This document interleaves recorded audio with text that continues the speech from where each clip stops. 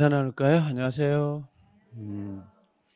자, 오늘 그 동시행 항변권 정리할 건데 페이지 수는 177페이지예요. 동시항변권하고 그다음에 3자를 위한 계약 저번 주에 그 위험부담을 했고 그다음에 해지하고 그다음에 매매 정도 아마 정리가 되지 않을까 생각은 되고 다음 주 중에는 아마 임대차 끝낼 거예요. 근데 임대차가 그 전대를 내가 손을 안 댔거든요. 그 전대를 부분을 봐야 되고 그다음에 민법 총칙으로 다시 넘어가니까 그렇게 알고 계시면 됩니다. 그러면 특별법하고 계약법은 얼추 다 끝나고 그다음에 다음 주에 민총이 들어가는 거 생각하시면 될 거예요. 동시이행 항변권인데 동시이행 항변권을 좀 보는데 이 동시항변권은 실제 지금 하려고 하는 게 그 3자를 위한 계약하고 두 개가 있잖아요.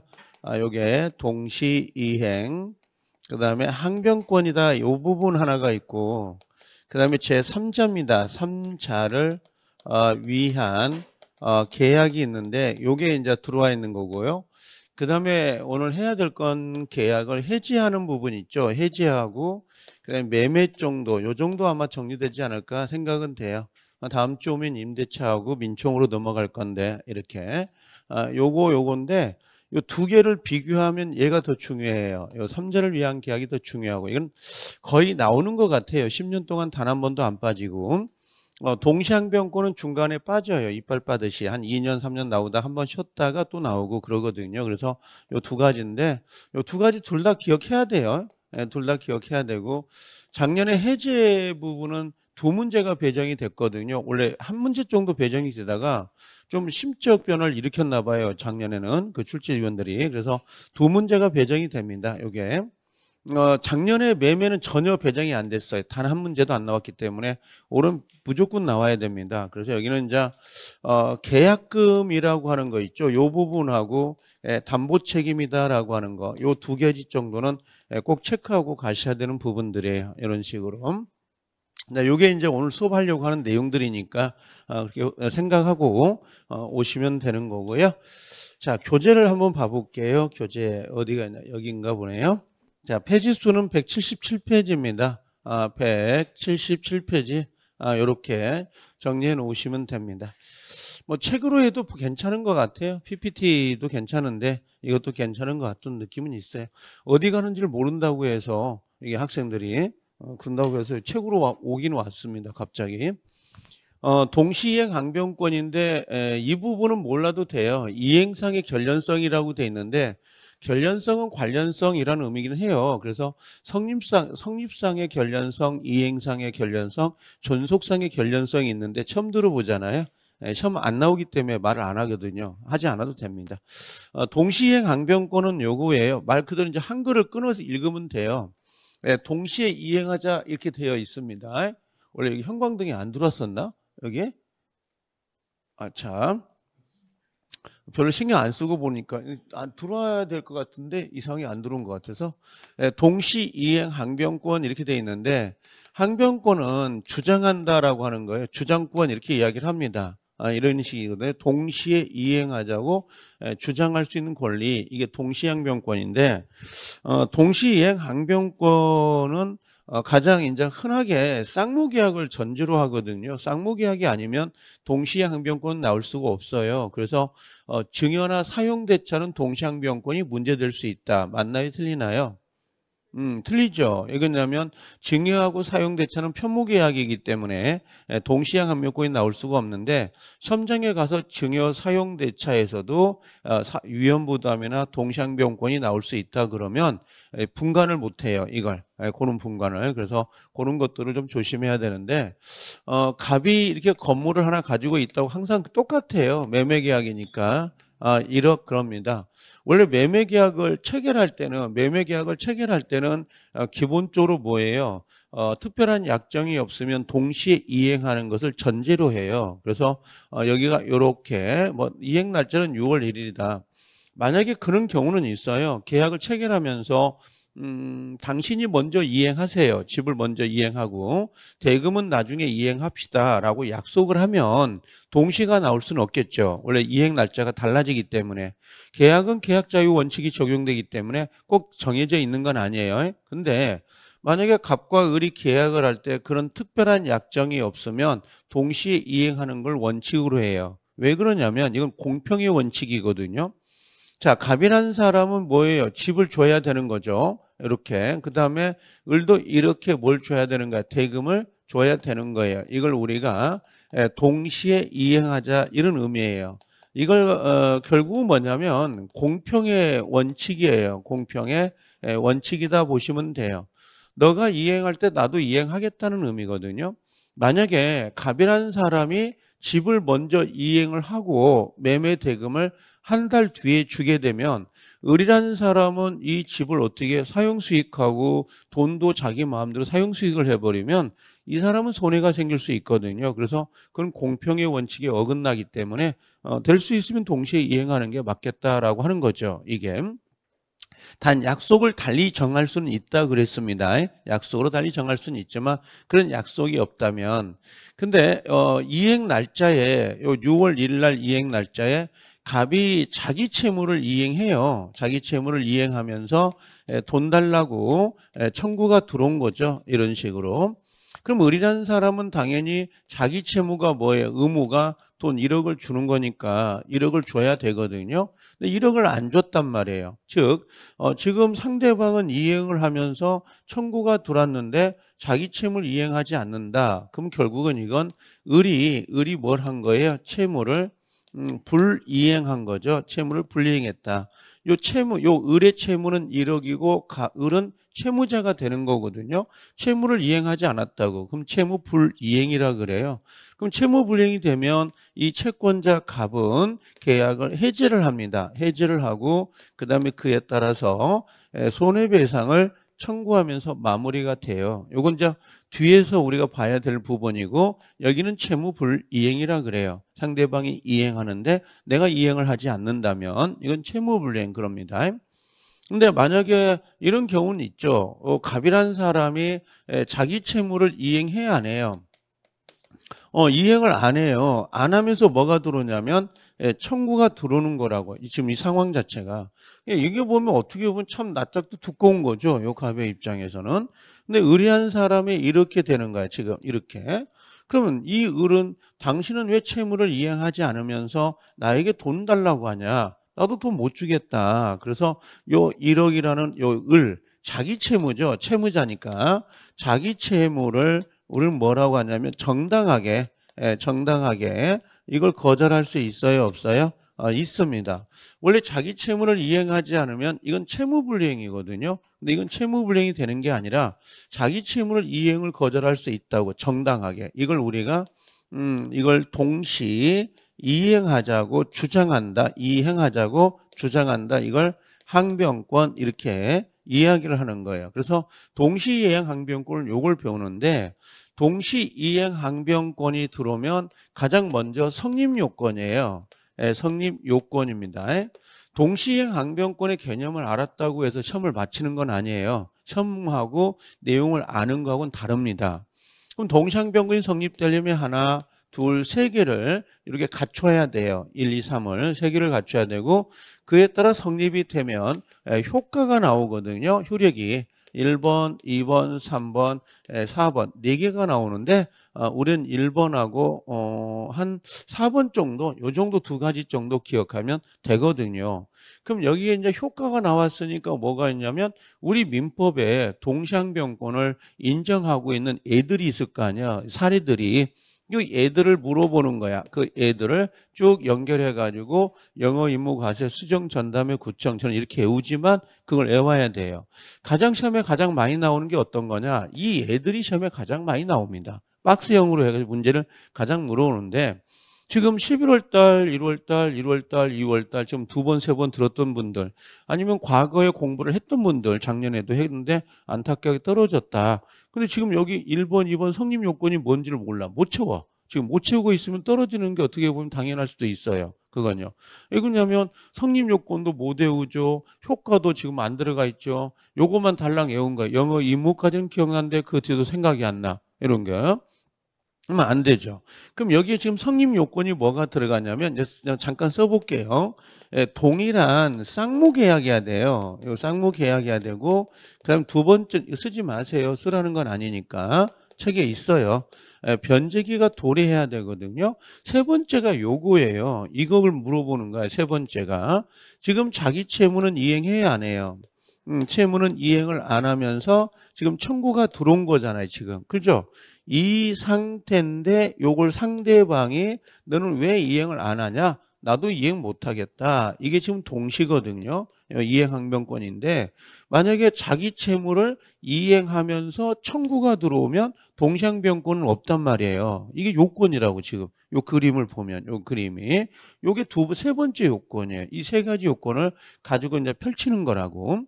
근데 여기서 내가 항상 이야기하지만 판례를 동시항변권은 반드시 두 개를 애화라고 하거든요. 그게 하나가 뭐냐면 요 갑이란 채무자가 갑이 뭐예요? 집이잖아. 집을 놓고 보면 얘가 채무자거든요.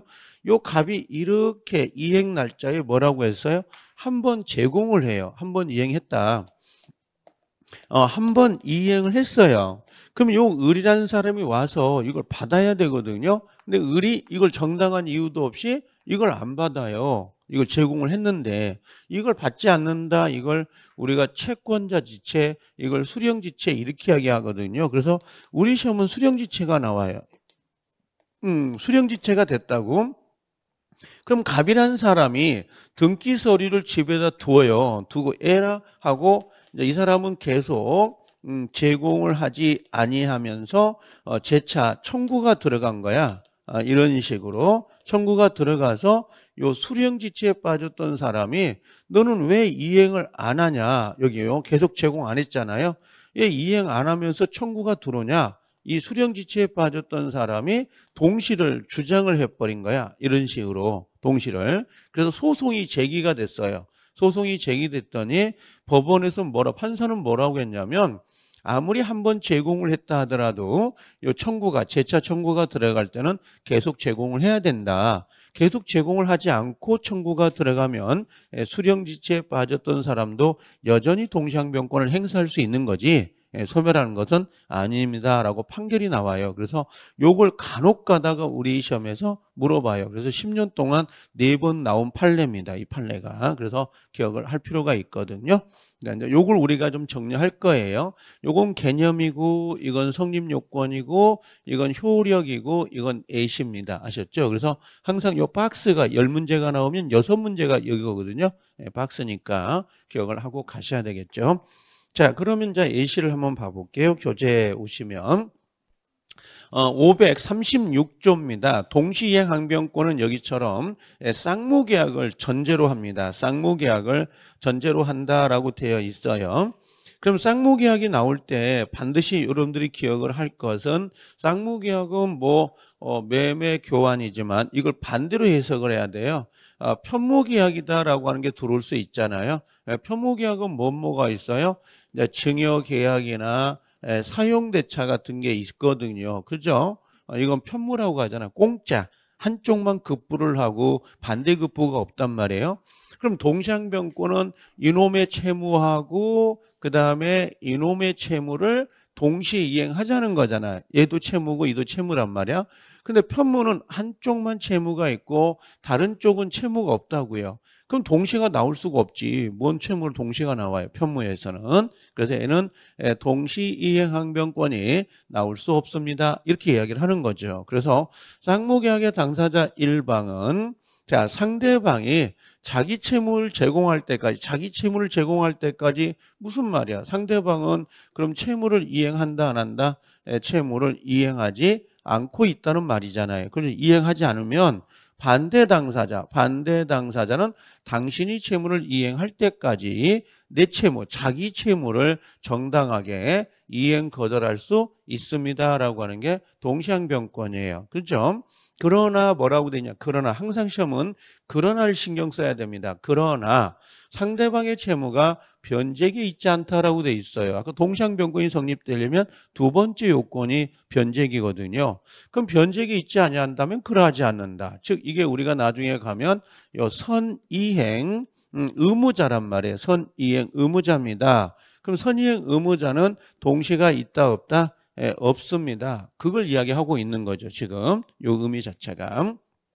자, 그럼 밑에 보시면 동시이행 항변권이라는 건 이젠 쌍무계약 동그라미죠. 정당의 자기 채무 이행을 뭐 할 수 있다? 거절할 수 있다. 이걸 우리가 쉽게 말하면 공평의 원칙입니다. 이 공평의 원칙을 따라가는 게 또 하나가 있었죠. 그게 유치권이었어요. 유치권. 그래서 우리 시험에 25회 때인가요? 유치권하고 동시항변권 두 개를 비교하세요. 이 문제가 나온 적이 있죠. 유치권은 자기 채무를 거절하는 거예요. 타인 물건 인도를 거절하는 거예요. 타인 물건 인도를 거절하는 거야. 당신이 수리비를 줄 때까지 당신 자동차를 못 주겠습니다. 이게 유치권이거든요. 동시항변권은 내 채무를 이행 거절하겠습니다. 이런 거고요. 개념 자체가 약간 다르지만 뜻은 공평의 원칙이에요. 둘 다. 공평의 원칙에 따라서 인정되고요.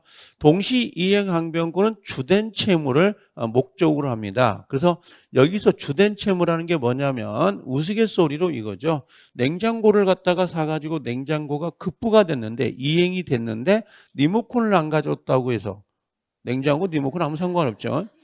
김치 냉장고와 하는데 이게 김치통이죠. 김치통. 김치통을 안 갖고 온 거야. 냉장고는 설치가 됐는데 그렇죠? 그러면 냉장고는 설치가 됐는데 김치통을 안 가져왔다고 해서 난 돈 못 주겠습니다. 그런 거죠. 그럼 이건 된다 안 된다? 안 돼. 이제 TV 설치해야 되겠네. 자, TV를 하나 설치했는데 리모컨을 안 갖고 온 거야. 리모컨은 부수적인 거죠. 이건 동시항변권을 주장할 수 있다 없다? 없는데 이걸 물어보지 않아요. 우리 시험 뭐가 있냐면 토지거래 허가구역에서 매매계약을 체결했는데 허가 협력에 의무를 이행하지 않고 있다. 그럼 계약을 해지할 수 있느냐? 아니 동시항변권 그 대금 지급과 할 수 있느냐? 그걸 물어볼 거거든요. 자, 매도자가 그랬나 봐요. 야, 매수자 너 중도금 주지 않으면 잔금 주지 않으면 그 토지거래 허가에 협력하는 거를 난 거부할 거야. 돼 안 돼요? 안 된다고. 그래서 무조건 토지거래 허가가 보이면 동시항변권이 나올 수가 없어요. 그래서 우리는 보통 허가를 먼저 받죠. 허가를 받고 그다음에 중도금 지불하죠. 그다음에 잔금을 주거든요. 그럼 허가를 먼저 받아야 되죠. 허가를 받을 때 중도금 잔금을 달라고 하면 돼 안 돼? 안 되죠. 이건 동시행관계가 아니기 때문에. 그래서 여기다가 요 토지 거래 허가 협력 의무라 그래요. 협력 의무하고 요 중도금이나 요 잔금 지급 지급 의무는 동시행관계다 아니다? 아니다 이 말이에요. 토지거래 허가가 받는 게 뭐예요? 토지거래 허가 받는 게 이행 의무란 말이야. 이건 후이행이고요. 이건 후이행이고 이건 선이행 의무거든요. 그래서 동시행관계가 나올 수 없는 거라고. 그래 토지거래 허가 그러면 동시행관계 없다 이렇게. 그 다음에 의무규정을 동그라미 쳤는데 의무규정하고 배웠단 말이야. 시험장에 갔더니 의무규정 이렇게 안 나오고 뭐로 나와요? 양 당사자가 쌍무계약이지만 양 당사자가 뭐라고 불러요? 동시이행항변권에 배제 약속을 할 수 있습니다. 이렇게 나왔네. 의무규정이 안 나오고. 우리 맨날 의무규정에 왔는데 시험장에 갔더니 생각을 안 해. 생각을 안 하고 답이 뭐라고 나와? 4번 지문에다가 쌍무계약이더라도 동시항변권은 당사자가 특약으로 배제 특약할 수 있다. 이렇게 나와 있는 거야. OX. 그게 O인데 걔가 걘지를 몰라. 이게. 거의 대부분이 그렇죠. 이게. 그래서 의무규정 배제 특약 된다 안 된다? 된다. 된다. 배제 특약을 해도 유효다. 이런 의미예요. 그렇게 정리하면 됩니다. 자, 요건 가볼게요. 요건. 자, 동일한 쌍무계약이 동그라미 쳐야 되죠. 동일한 쌍무계약이고 여기서 조심할 건 이제 2번이 중요하죠. 자, 동시항변권은 공평의 관념 신의 측에 입각하여 각 당사자가 부담한 채무가 서로 대가적 의미를 가지고 있어야 되는 건 맞습니다. 맞죠? 동일한 쌍무계약이에요. 지금 아까 갑이라는 사람의 채무하고 을의 채무 이력이 있습니다. 이게 왜 나온 거죠? 요 계약 이게 뭐죠? 매매 계약. 이게 지금 동일한 계약이잖아요. 동일한 계약에 각각의 채무가 발생이 된 거니까 동시가 나올 수 있다 이 말이죠. 근데 문제는 갑의 채무가 뭐라? 요 갑의 채무가 다른 계약에 의해서 나오고 을의 채무도 다른 계약에 의해서 나왔다. 그럼 별개 계약이죠. 별개 계약은 동시가 나올 수 있어요, 없어요? 없죠. 요건 자체가 동일한 쌍무 계약이니까 이런 식으로. 그래서 문제가 되는 게 바로 요거죠. 별개 계약입니다. 별개 약정으로 상대방에 대해서 채무를 지게 될 경우에는 동시 이행하기로 특약한 사실이 없다면 이거예요. 없다면 동시항변권이 나올 수 없습니다. 보이신가요? 근데 이걸 뒤집어서 생각하고 뒤집으라고 했더니 글자를 반대로 보고 있어요. 그게 아니라 이게 뭐예요? 별개 약정이지만 뭐가 있다면 특약한 사실이 있다면 이렇게 나올 수 있죠. 그럼 동시가 나와야 안 나와요? 나온다. 그래서 시험이 어디서 바뀌는지를 알아야 된다고. 동시항변권의 개념을 알았다고 해서 그분은 영원히 못 붙어요. 개념을 아는 건 못 붙은다고. 시험에 나오는 요구드린 지문이 있거든. 그래서 요걸 좀 조심해라고. 그럼 별개 약정은 동시가 나와요, 안 나와요? 안 나오지. 뭐 나와. 특약이 들어가야 된다니까. 특약이 있으면 나오지만 특약이 없으면 안 나오거든. 그럼 시험장에 갔더니 동시 이행 항변권은 별개 약정의 경우는 동시 이행 항변권이 나올 수가 없습니다. 그럼 맞아요, 틀려요? 맞는 거야. 아니 별개 약정은 동시항변권이 나올 수가 없다. 목소리를 크게 할 필요 없어요. 우리는 거기 광화문도 아니고 여기가 목소리가 큰 이유는 틀렸기 때문에 그러는 거야. 그걸 감안하기 위해서. 그러니까 이 별개 약정은 동시항변권이 나올 여지가 없다. 틀렸죠, 방금은. 예, 여지가 없다. 그럼 틀리죠. 왜? 특이하게 있으면 나오니까. 그만큼 말장난이 심한 거라고. 동시항변권, 별개 약정은 동시항변권이 나올 수 없다. OX. O. 나올 여지가 없다. X. 특이하게 있으면 나오니까. 의미가 다르다고. 알겠죠? 알아들어요, 지금? 그러니까 별개 약정은 동시항변권이 나올 수가 없는데 특약을 하면 나올 수 있다고. 강약이 다르다고 그게. 자, 그 다음 돼 있고 요거 하나 더요.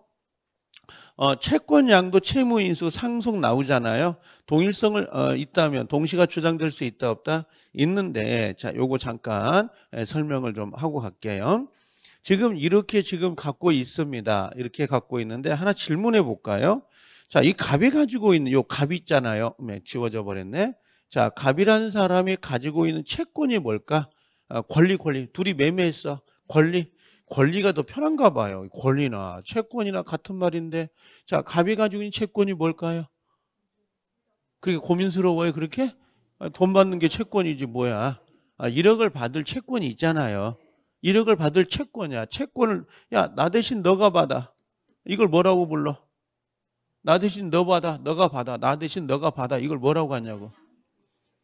이걸 채권을 양도한 거라고. 뭐 이렇게 어렵게 이야기를 해요. 채권 양도. 채권을 양도했다고. 됐죠? 그럼 얘가 와서 돈 달라고 할 거라고. 돈 주세요. 그랬더니 얘가 뭐라고 할까요? 얘가. 내가 있잖아. 집을 아직 갑한테 못 받았어. 난 넌 돈 못 줘. 하고 동시를 주장할 수 있을까요? 없을까요? 있겠지. 지금 동시항변권 우리가 배우고 있으니까. 그래서 채권이 양도가 됐다, 상속이 됐다 하더라도 동시항변권은 소멸되지 않는다고. 뭐 이건 뭐 애우고 자시고 뭐가 있어 이게. 자, 하나만 더 해볼게요.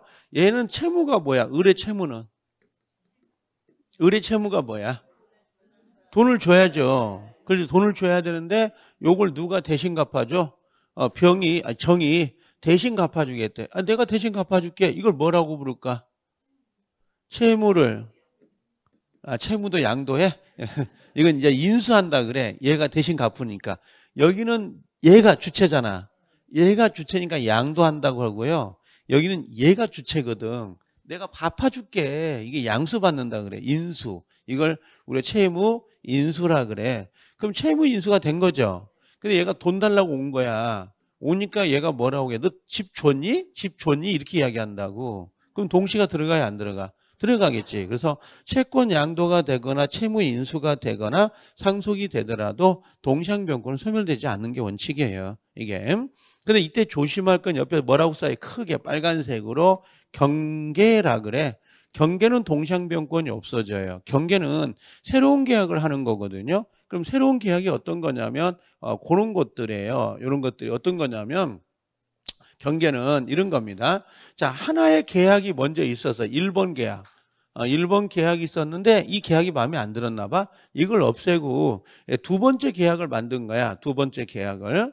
그러면 첫 번째 계약에 붙어있던 무슨 동시항변권 같은 거 있었을 거란 말이야. 이걸 끄집어다가 2번 계약에 사용할 수 있다 없다? 없다고. 알겠죠? 여기는 뭐예요? 전 부인, 현재 부인. 알겠죠? 그럼 그만 닿죠? 이해돼요? 그러면 이게 경계라고. 계약 내용을 완전히 바꿔버린 거. 새로운 계약을 한 거라고. 그럼 1번에 붙어있던 동시항변권을 2번에다가 끄집어다 사용할 수 있다 없다? 없다 이 말이에요. 알겠죠? 그래서 경계가 들어가면 안 되는데 시험은 뭐라고 그러냐. 시험은 여기다 넣는다고. 요렇게. 요 사이에다가 경계를 요렇게 집어넣어놔요. 이런 식으로. 그래서 채권양도 채무인수, 경계, 상속은 동일성이 유지된다면 동시항변권을 인정할 수 있다. 이렇게 나오겠지. 그래서 경계를 찾으려고 노력을 해야 된다고. 채권양도 채무인수, 상속이 답이 아니라고. 경계가 답이라는 거야. 경계가. 자, 그 정도. 자, 그 다음에 4번 와볼게요. 4번하고 5번 반드시 체크해 놓으셔야 됩니다. 빨간색 판례인데. 자, 이게 뭐냐면 이런 겁니다. 어떤 거를 잠깐 이야기를 해보면, 이거부터 이야기를 해볼게요. 혹시 여러분들 이거 해볼까? 여기다, 이거 지워도 되죠, 이제. 이거 한번 해보자. 이게 좀 어두운 골목인데, 이거. 근데 느낌상에 그래요. 저는 어두운 골목같이 느껴지거든요. 이게 보이나요? 글씨 당연히 보이지. 보이긴 보이는데. 자, 이제 요런 거예요. 어떤 거냐면, 혹시 갑하고 을하고 집이 있어요. 돈이 있었거든요. 계약을 5월 1일 날 했고 6월 1일 날 잔금 치라고 했는데 이 집이 여기서 소실된 거야. 소실이 됐다고. 근데 소실이 됐는데 갑이 질렀다 실수로. 그럼 뭐라고 했어요? 채무불이행이에요. 을이 불을 지르면요. 채권자 위험부다. 자, 만약에 계약을 체결한 후 이행 전에 을의 실수로 목적물이 소실됐습니다. 그럼 을은 계약을 해지하고 손해배상을 해주면 됩니다. OX. X예요. 해제란 말은 누구만 쓸 수 있어요? 요 갑만 쓸 수 있는 거라고. 이 상황에서. 을이 자기가 불질러 놓고 자기가 해지하고 손해배상 물어줄게. 그럼 돼, 안 돼? 그럼 지나간 놈 개패지 때려펴고 뭐예요? 돈을 물어줄게. 그 말과 같은 거라고. 경찰서 안 가고. 말도 안 되는 거지, 이건요. 그러니까 얘는 해지를 못 쓴다고. 근데 이걸 정말 많이 써요. 트랙으로. 이걸. 근데 그걸 몰라. 첨장에 가면 매수자가 실수로 불을 냈습니다. 그리고 뭐요? 을이 계약을 해지하고 손해배상을 물어주면 된다. 이렇게 나온다고 이게. 그럼 틀린 거지. 자, 그 다음에 갑과 을의 쌍방에 귀책 쌓이고 없어. 그럼 어떻게 되죠? 채무자 위험부담이죠. 그렇죠? 채무자 위험부담은 어떻게 해요? 여기서 답은 갑은 을에게 대금을 청구할 수 있다 없다? 없다. 그럼 얘가 받은 중도금 잔금이 있을 수 있죠. 그렇죠? 이건 돌려줘야 돼, 안 돌려줘야 돼? 반환해 줘야 된다. 된가요? 자, 근데 이렇게 나올 수 있다고? 지금 쌍방의 귀책 사유 없이 목적물이 소실된 거야. 근데 지금 돈 1억 있죠. 그럼 소실되면 뭐가 나와? 보상금, 보험금이 나올 수도 있겠지. 그럼 이 친구가 뭐라고 하냐면, 야, 이거 보상금, 보험금 나한테 달라고 할 수도 있을까 없을까? 있어. 이걸 대상청구권이라 그래. 지금 우리는 위험부담은 여기까지만 배워. 끝나거든요. 근데 그 뒤에 뭐 있냐면 을이 누구에게? 갑에게 이 대상청구권을 행사할 수 있을까요? 이렇게 물어보는 거야. 된다 안 된다? 되는 거예요. 왜 안 돼요? 당연히. 계약자의 원칙인데. 그러면 대상청구권을 얘가 가져가 버리면 얘는 뭐야? 돈 1억 달라고 할 수 있을까 없을까? 있어야지. 둬야 되는 거지. 당연히 줘야 되죠. 반대급부니까. 이거 가져가면 이건 줘야지 얘한테. 그럼 갑은 1억을 달라고 청구할 수 있다 없다? 있다. 그건 위험부담이 아니고 그 이후의 문제라고 지금. 거기까지 시험에 지금 내고 있는 거거든요. 그럼 자 봐요. 네, 그게 이해가 됐으면 이런 거죠. 갑이라는 사람이 집이 있고 을이라는 사람이 토지가 있었는데 이 토지가 이 건물이 소실돼 버린 거예요. 둘이 교환 계약을 했는데. 그럼 교환 계약을 했는데 지금 집이 없죠. 그럼 교환 계약은 어떻게 돼? 깨지는 거지. 반대급부가 없으니까. 이게 지금 상식이잖아요. 근데 시험장에 갔더니 뭐가 나오냐면 을이 그러네? 얘한테 야, 나 지금 나이가 먹어서 농사 못 지니까 너 토지 가져가고 여기 집이 없어지면 생기는 보험금이나 보상금 있잖아. 그거 나한테 달라. 라고 할 수 있어요, 없어요? 이게 대상 청구권이야. 제 말 이해돼요? 그러면 이 갑은 돈 1억을 달라고 할 수 있죠. 그럼 여전히 이 돈 달라고 한 이 토지하고 이 손해배상은 여전히 동생관계가 있을 수 있어요, 없어요? 있죠, 여전히. 그래서 여기 보면 쌍방의 채무 중 어느 한 채무가 이행불능 동그라미 쳐요. 이행불능이 됨으로 인하여 발생하는 요 손해배상 채무도 여전히 동생관계가 있을 수 있다, 없다? 있다 이 말이에요. 이건요. 그래서 이걸 찾는 방법은 이행불능하고 손해배상으로 바뀌더라도 이 부분하고 두 개를 찾으세요. 이 멘트를. 그럼 답은 찾을 수 있으니까.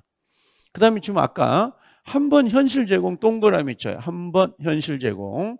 자, 수령지체 동그라미 쳐요. 그 다음에 계속 제공하지 않는다면 동그라미요. 이 세 단어가 나올 수도 있고 아니면 수령지체 계속 제공하지 않는다면 이 두 단어가 나올 수도 있어요.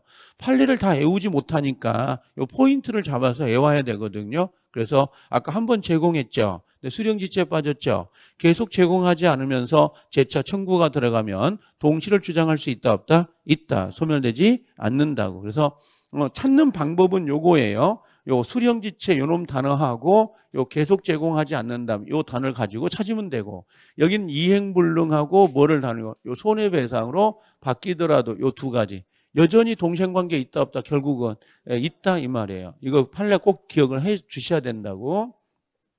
자, 그 다음에 이제 두 번째는 변제기에 있어야 된다 보이죠? 변제기에 있어야 된다. 근데 변제기에 있어야 된다는 건 결국 뭐냐면 요 선이행 의무자에겐 동시가 있어요 없어요? 원칙은 없다 이 말이에요. 동시는 없다라고 하는 거. 그래서 안 나오는데 여기다 이제 칠판에다가 쓸 수 없으니까 여기다 해볼게요. 이게 어떤 거냐면 이런 겁니다.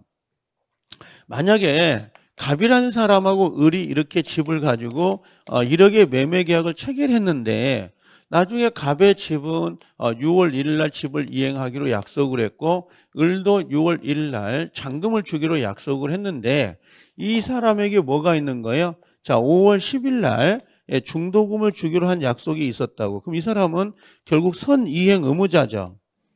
선이행 의무자는 동시항변권이 없어요. 가만히 봐도 상대방에게 채무가 없거든. 채무가 없는데 동시를 어떻게 주장해? 채무 자체가 나오질 않는데 지금 이게. 그럼 선이행 의무자는 동시항변권이 없다. 근데 만약에 선이행 의무자가 돈이 없었나 봐요. 그럼 이 날짜가 지나가겠죠. 이걸 뭐라고 불러요? 날짜가 지나가는 걸. 이걸 이행지체라 그래. 이행지체, 채무불이행. 그럼 채무불이행이 생기면 요 갑은 당연히 계약을 해체하고 손해배상을 청구할 수 있다고 해요. 근데 갑이 이제나 저제나 을이 주겠지라고 생각하다 보니까 날짜가 같아진 거야. 요렇게. 요 날짜가, 변제 날짜가. 그죠? 그러면 요 갑은 이때 채무가 있고 을도 잔금하고 아까 중도금 안 줬죠? 이거 하고 지금 이만큼 지연했어요, 안 했어요? 이걸 지연이자라 손해배상. 지연이자를 잔금하고 요 세 가지가 요 집하고 동생관계가 생길 수 있습니다라고 하는 거예요. 그래서 선이행 의무자가 이행을 지체하고 있다가 상대방의 변제기가 도래하면 동시를 주장할 수 있습니다. 이런 의미예요. 자, 하나 더 들어가 볼게요. 그럼 여긴 동시항변권이 지금 붙어 있는 거죠. 둘 다. 그렇죠. 그럼 둘 다 이행을 안 하고 있을 수 있죠. 날짜가 지나간다고. 6월 2일, 6월 3일. 근데 문제는 중도금 안 줬잖아요, 지금. 그럼 중도금 지연이자를 그 이후에도 지불해야 됩니까? 중도금에 대해서는 이자를 줘야 될까요? 지연이자를 하고 물어볼 거라고 시험에서. 알겠죠? 줘야 돼, 안 줘야 돼? 안 줘도 돼요. 왜? 얘도 이행하지 않고 나도 이행하지 않는 상태이기 때문에 동시항변권은 지체 책임을 지지 않아요. 그래서 중도금에 대한 지연이자는 여기까지만 지불하고 이후부터는 나오지 않습니다. 이게 우리 시험에 2번 기출이 됩니다. 이게 10년 동안. 그래서 한번 체크하고 가셔야 돼요. 자, 그다음에 그럼 요거네. 선이행 의무자가 이행을 지체하고 있던 중에 상대방이 후 이행 의무자가 변제기가 도래하면 동시를 주장할 수 있다. 그렇죠? 너무 기니까 제가 뭐라고 했어요? 이걸 질질 예, 끌다가 이렇게 외우시면 좀 편해요. 진리 끌다가 날짜가 같아졌습니다. 요거 하나고, 예, 두 번째는 요거입니다.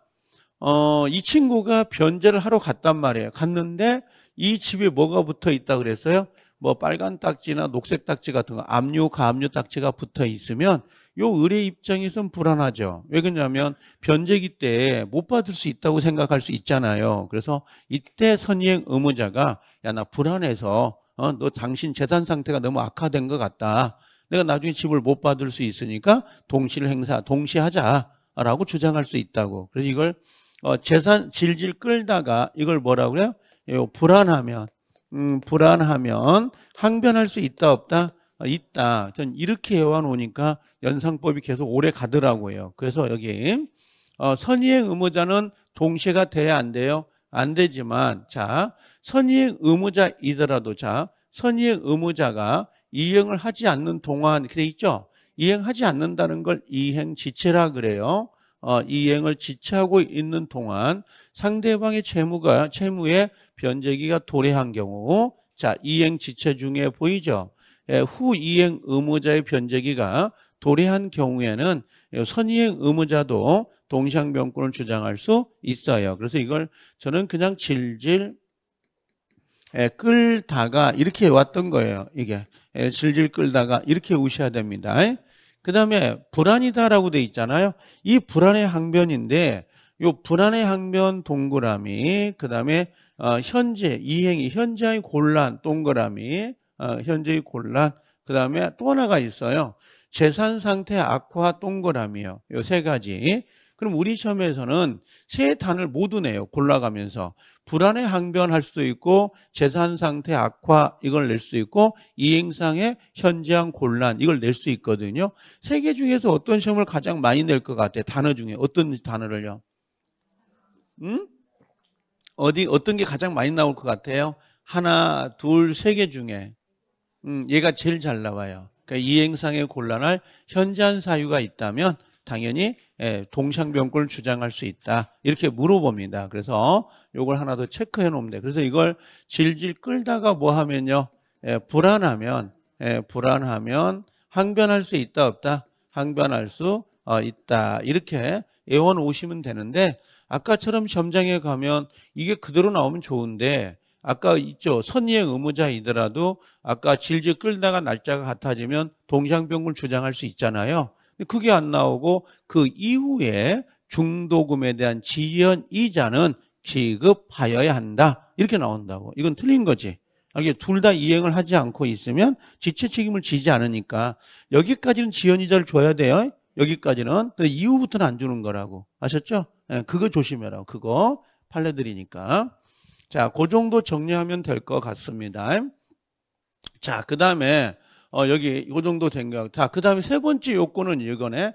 상대방이 이행이나 이행 제공을 했어요, 안 했어요? 안 했다고. 이행 제공을 안 해. 옆에 쓴다면 요거네. 자, 자기 채무는 이행해 안 해? 안 하고 청구가 들어오는 거죠, 지금. 그때 반대 당사자가 화살표. 너는 왜 이행 안 하니? 하고 동시를 주장할 수 있다, 없다? 있다 이 말이에요. 근데 먼저 봐봐요. 거꾸로 가볼게요. 거꾸로. 자, 상대방이 자기 채무를 이행해요. 이행하면서 청구가 들어온다고. 이렇게. 그러면 여기는 동시가 들어오면 돼, 안 돼? 이건 들어오면 안 되지. 난 이걸 왜 물어보는, 이걸 못 맞히는지 나도 잘 모르겠는데. 아니, 동시항변권은 너가 이행하지 않으니까 내가 동시를 주장하는 거잖아. 같이 이행하자고. 그럼 여긴 이행하고 있죠. 이행하는데 내가 왜 동시를 주장해? 나도 이행을 해야지. 자, 눈빛이 다 불안하네. 이게 이제 효과 가볼게. 됐죠, 이제? 그럼 동시항변권은 몇 개가 있는 거예요, 지금 요건이? 3개. 첫 번째, 동일한 쌍무계약. 두 번째, 변제기. 세 번째, 자기 채무 이행하지 않으면서 청구가 들어온 거. 요 3가지잖아요, 지금. 그렇죠? 자, 그 다음에 이제 효과인데, 이 효과는 이 동시항변권의 효력이라고 하는 거 있죠. 이 효과는 크게 보면 3가지예요. 여기다 써놔도 돼. 여기다 일단 이렇게 해가지고 이렇게 써가지고 1번 뭐라고 써놔요? 1번에다가 연기적 항변권 연기적 항변권입니다. 쓰고요. 두 번째는요. 두 번째는 지연이자 지체 책임. 지체 책임을 지지 않습니다. 지체 책임 X. 그다음에 세 번째 소송상 주장을 해야 됩니다. 그러면 원고 일부 승소 판결이 떨어지거든요. 그 다음에 네 번째는 그냥 상계 금지 여입니다. 이렇게 금지. 요 네 가지가 요건인데 이 중에서 우리가 꼭 기억할 것은 지체 책임 지지 않는다. 요 상계를 할 수 없다. 이 정도가 일단 가장 기본적인 것 같아요. 이 세 가지가 두 가지가 체크해 돼야 되는데 자 이제 보시면 자 동상변권을 행사함으로써 상대방 청구를 일시적으로 저지한다. 여기요. 일시적. 이걸 우리가 뭐라 그래요? 영기적 항변권이라 그래요. 영구가 아니고 영기라 그래요. 여러분들 아버지 빚이 7억인데요. 아버지 재산이 5억을 남기고 돌아가셨어요. 그럼 상속을 받을까요? 안 받을까요? 뭐 받을 수도 있고 안 받을 수도 있어요. 정답은 없습니다. 인생살이 무슨 정답이 어디가 있어요. 근데 보통 어른들은 애들한테 이야기할 때처럼 너 그렇게 살면 안 돼. 정답이 있는 것처럼 이야기하거든요. 정답은 전혀 없어요. 예수님이든 부처님이든 누구도 없어요. 정답은. 알겠죠? 그러니까 이상의 정답이 없으니까 끝을 마무리할 때는 흐지부지하게 마무리하죠. 일단 올라와 봐. 그럼 내가 알아서 해줄 테니까. 이런 식이고 부처님은 일단 해탈을 해야 돼. 그렇죠? 그걸. 그러니까 마지막에 가서 이상이 얼머무리면서 만들어주죠. 요즘은 세상을 보다 보니까 종교를 만들어야 될 것 같아. 그렇죠? 그럼 돈 왕창 벌 것 같아. 세상이 다 보니까 이게 거꾸로 가는 세상 같은 느낌이 있다고요. 자, 이게 뭐냐면 연기란 말이야. 그러면 야, 우리가 만약에 상속 같은 경우는 나 상속 안 받겠어요. 아버지 빚이 많아서. 그러면 그 아버지의 채권자는 나한테 돈 달라고 영구히 할 수 있을까요? 없을까요? 없죠. 그걸 영구적 항변권이라 그래요. 그럼 영기적 항변권은 뭐예요? 너가 이행할 때까지 나는 이행 못 하겠다. 근데 너가 이행을 해, 얘가. 이행을 하면 나도 이행해야 돼, 안 해야 돼? 해야지. 거기까지만 연기가 돼 있는 거라고. 거기까지만 연기가 돼 있다고. 그래서 이걸 연기적 항변권 그러고요. 영구적 그럼 돼, 안 돼? 안 돼. 근데 처음에 될 건 아니고 이것들은요. 자, 두 번째 항변권의 행사라고 되어 있거든요. 항변권의 행사는 요겁니다. 이건 지금 소송상이거든요. 자, 이게 뭐냐면 갑이 적반하장이에요. 어떤 거냐면 갑과 을이 돈 1억이 있습니다. 그러면 얘가 지금 집을 안 주니까 얘가 지금 동상변권을 주장해서 돈 안 주는 거잖아요. 근데 이 친구가 뭐가 된 거야? 소송을 제기한 거야. 소송을. 이렇게 적반하장이죠. 그럼 소송을 제기할 때 어떻게 소송을 제기할 것 같아요? 소송을 어떻게 제기해요? 소송을. 야, 내가 집을 안 주니까 얘가 돈을 안 줘요. 그렇게 소장을 작성할까요? 절대 그렇게 작성하는 사람 단 한 명도 없어요. 이게 뭐라고 할까요? 자기한테 유리하게 하죠. 아니, 의리한 사람이 매매대금을 안 줘요. 이렇게 소장을 작성하지 않을까요? 그럼 을은 가만히 있으면 돼, 안 돼? 안 되죠. 그럼 을은 어떻게 해야 돼요? 얘는 어떻게 해야 돼? 소송을 해야 돼, 안 해야 돼? 해야죠. 뭘 주장해야 돼요? 유치권을 주장해야죠. 동상변권을. 아니, 당신이 얘가 지금 집을 안 주니까 내가 뭘 안 준다는 거예요? 너 돈 안 준다는 거 아니냐? 이거잖아요, 지금요. 그래서 이 친구가 뭐예요?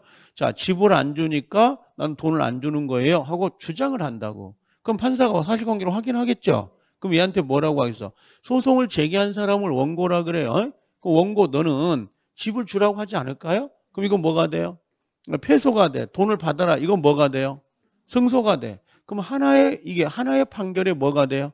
원고 일부 승소 판결, 일부 패소 판결이에요. 너무 기니까 그냥 뭐라고 그래요? 일부 승소 판결 이렇게 이야기한다고. 만약에 을이라는 사람이 동상변권을 주장을 안 했어요. 주장을 안 하면 어떤 판결이 떨어질 것 같아요? 그냥 원고 전부 승소예요. 주장을 안 해버리면. 그러면 동상변권은 당사자가 주장해야 돼, 안 해야 돼? 예, 동상변권은 직권조사상이 아니에요. 이건 주장을 해야 되는데 주장한다는 말을 다른 말로 뭐라고 쓰냐면 이걸 원용이라 그래요. 원용. 예, 원용이라 하거든요. 주장이 잘 나올까요? 원용이 잘 나올까요? 시험에 가면. 원용을 냅니다. 이 주장한다는 말 안 씁니다. 이게 왜 그런지 모르겠는데 하여간 원용해야 당사자가 원용하여야 원고 일부 승소 판결 떨어지는데 이걸 다른 말로 상환 이행, 상환 급부 판결이라 그래요. 상환 이행인데 이게 다른 말로 급부거든요. 네, 상환 급부 판결, 상환 이행 판결 그래요. 상환은 뭐예요? 상환은요. 예, 돈 받아라. 이행은 뭐예요? 집 주라는 거야. 이건 승소, 이건 뭐예요? 패소거든요. 그래서 상환 급부 판결, 이게 원래 정식 명칭이에요. 원고 상환 급부 판결인데 여기는 민법이다 보니까 그냥 원고 일부 승소 판결 이렇게만 이야기를 하는 거죠. 이렇게. 여기서 중요한 건 요거예요. 반드시 당사자가 뭐 해야 돼요? 원용해야 돼, 안 해야 돼? 해야 된다는 거. 이게 더 중요해요. 직권은 된다, 안 된다? 안 돼요. 요게 중요합니다. 원용해야 재판에 심리에 근거가 될 수 있다, 없다? 있다. 당사자가 주장하지 않으면 근거가 될 수는 없습니다. 그렇게 정리해 놓으시면 돼요.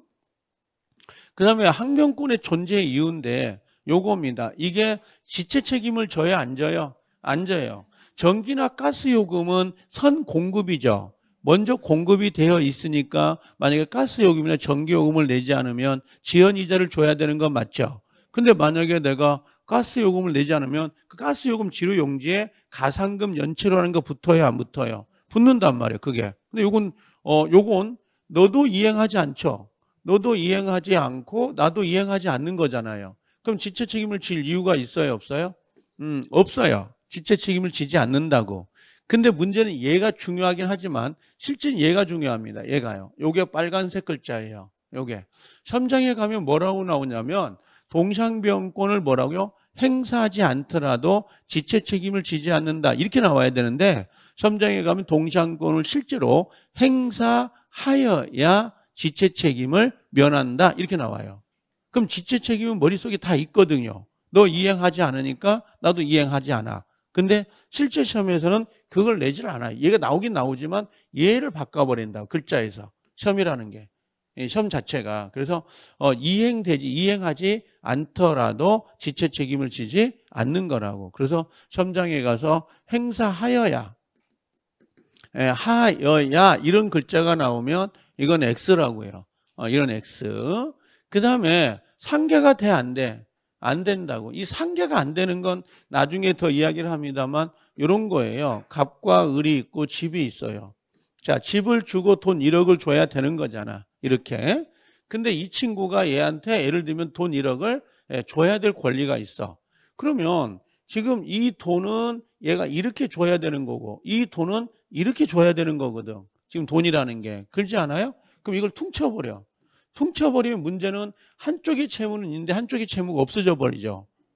무슨 말인지 알겠어요? 그럼 동시가 나와요, 안 나와요? 안 나온다고. 이런 것들은요. 나올 수가 없다고. 그래서 상계가 안 된다 이런 의미입니다. 상계금지라는 의미 자체가. 그냥 단순하게 나중에 이제 상계가 우리가 자동 채권이 있고 수동 채권이 있는데 지금 구별하지 말고 그냥 상계가 안 된다. 그 정도만 체크하고 계시면 돼요. 그러면 지웠네? 동시항변권의 효과가 첫 번째가 뭐였어요? 연기적 항변권. 두 번째 소송상의 주장. 세 번째는 뭐라고 했어요? 지체 책임 지지 않는다. 네 번째는 상계금지라고. 그래서 지체 책임하고 상계 이 두 개를 좀 기억해 놓으시라는 거. 다른 권리보다는요. 이렇게. 그 다음에 요거 이제 동시항변권이 있는 거 없는 걸 외워야 되는데 이게 다는 아니에요. 이게 다는 아니고 시험에 주류가 나오는 걸 모아놓은 거라고. 이게 어마어마하게 많습니다. 이게. 그럼 여기에 보면 뭐라고 했어요? 이 영수증이 보이면 동시항변권이 있다. 저는 그렇게 외웠단 말이에요. 이게 제 습성이라.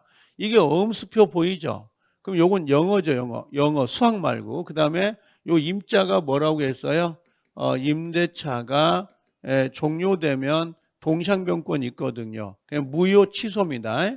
그 다음에 요 가압류 이 단어가 오거나 양도소득세인데 이 세자는 세금이에요. 양도소득세나 부가가치세라든지 상속세든 이건 상관없습니다. 이런 것들은. 그래서 여기가 뭐가 됐냐면 영어라고 하는 거하고 요 임무 그 다음에 요건 뭐예요? 가세 이렇게 외우면 돼. 영어 임무 가세.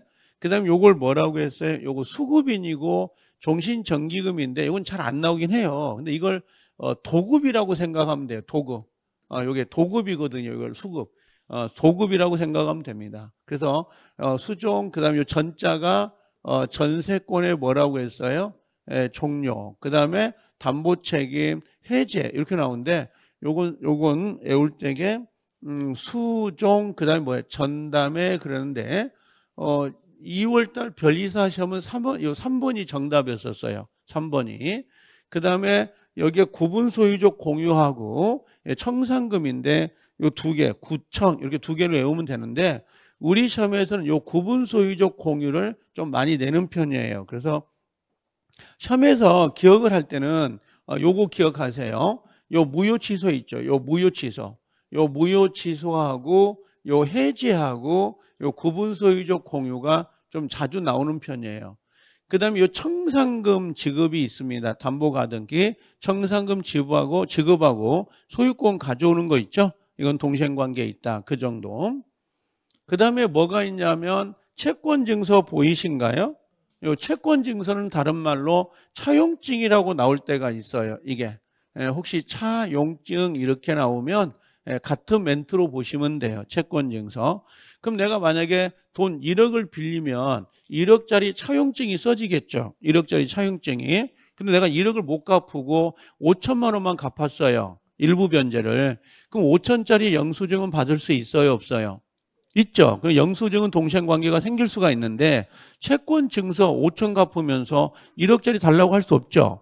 그렇죠. 그러니까 안 된다는 그런 것들은 동생관계가 나올 수 없는 거라고. 그래서 채권증서라든지 차용증이 나오면 동생관계 없다 이렇게 보셔도 된다고.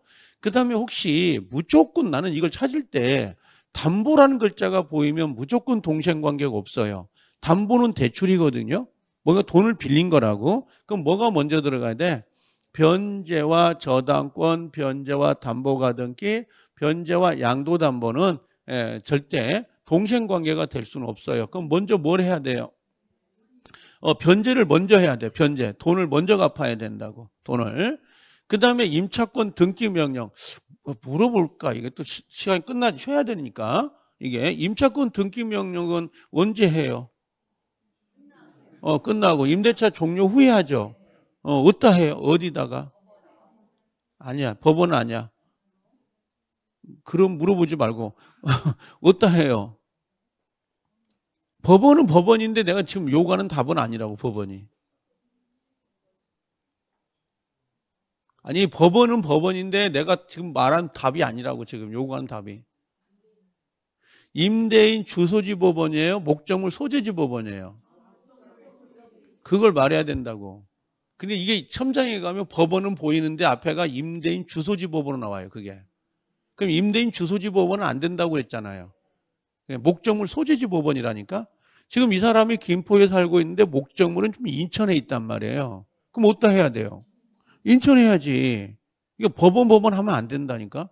그래서 나중에 첨장에 가면 법원만 보여요. 그럼 맞다 하고 가버리거든. 누구 비용으로 해? 누구 비용으로? 임대인 비용으로 해요. 그럼 생각해봐. 지금 임차권 등기 명령은 임대인이 배신을 한 거예요. 왜 배신을 한 거야? 기간이 만료됐어. 존속기간이. 그 임대인은 돈 줘야 되죠. 임차는 목적물 줘야 되죠. 둘 간의 관계는 동생관계야. 근데 한번 이거 안 준 거죠, 지금. 안 주니까 얘가 지금 임차권 등기 명령을 한 거죠. 그럼 나중에 얘가 그래, 임대인. 돈 줄 테니까 임차권 등기를 말소해 주세요. 동생관계가 아니야. 이건 변제가 먼저 들어가야 돼, 이제. 너 저번에 한번 배신했잖아. 그럼 돈을 먼저 주면 내가 말소해 줄게. 말소서를 줄게. 동생관계가 아니라고. 그 다음에 아까 토지거래 허가도 동생관계 아니죠. 경매무효 아니고요. 요 권리금 동그라미 쳐요. 요게 가장 잘 나오고 요 권리금은 최근에 나온 문제예요. 올해 좀 나오려나 모르겠는데 판례 모르겠는데 좌우제가 이래요. 그래서 요건 동생관계 있다 없다?